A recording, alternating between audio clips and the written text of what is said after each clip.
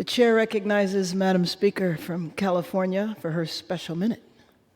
Thank you very much, Madam Speaker. I thank the Madam Chair for yielding and for her leadership on this very important issue. And the point that she makes is interesting because actually, in terms of the 14th Amendment, when Black Americans were given the right to vote, it was the Republicans who were the votes to make that happen, and the Democrats, to a person, voted against it. So your point is well taken. Now we're in a fight to protect that right to vote.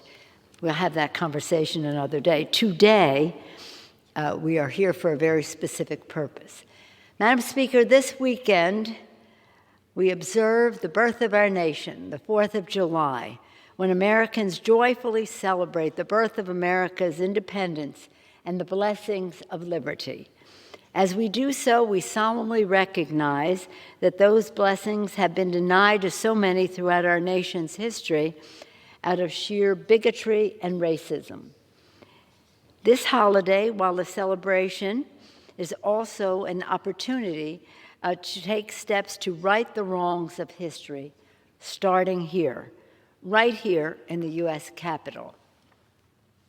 That is why today we're again passing legislation to remove statues of Confederate officials and other advocacies of bigotry and removing them from the U.S. Capitol.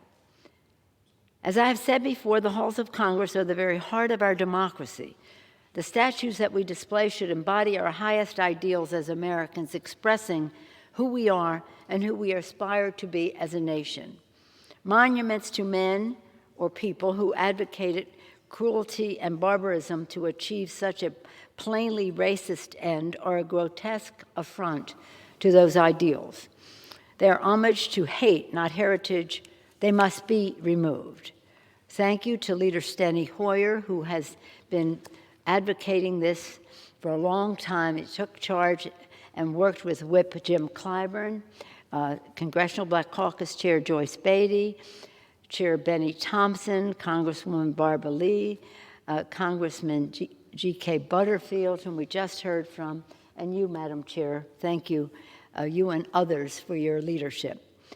This action builds on actions taken last Juneteenth, when, using my authority as House Speaker, I ordered the removal of 4 portraits of past speakers from the Capitol who traitorously served in the Confederacy.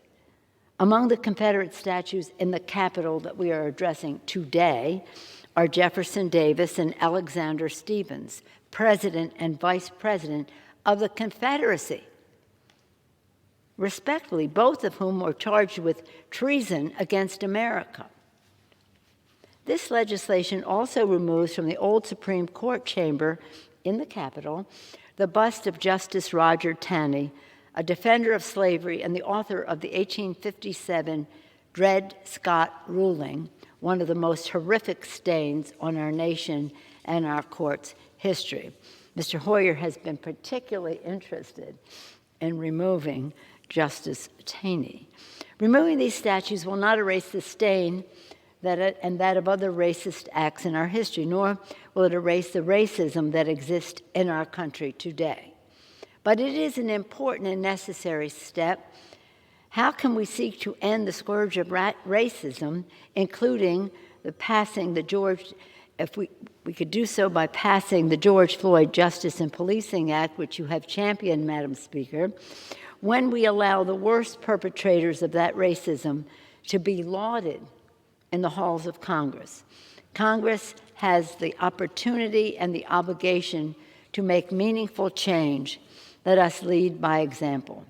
The Taney bust will be replaced by a tribute to U.S. Supreme Court Justice Thurgood Marshall, an icon of equality and justice and champion of justice in America. I'm very proud of Justice Marshall's Baltimore roots as a native Baltimorean, and am happy that our Baltimore airport is named for him. His words, Justice Thurgood Marshall's words, uttered nearly 30 years ago, must be our inspiration. He said, "America must get to work. We must dissent from the indifference. We must dissent from the apathy. We must dissent from the fear, the hatred, and the mistrust. He went on further to say, we must dissent because America can do better, because America has no choice but to do better. His words were later echoed by our Baltimore brother, Elijah Cummings, who said, we are better than this. We can do better for the children. I urge a strong bipartisan vote on this important step to do better, to right the wrongs of history, and to move our nation toward a future of justice. And I do so with gratitude for all of the champions who have brought us to this important day. Urge a strong bipartisan vote, and yield back the balance of my time.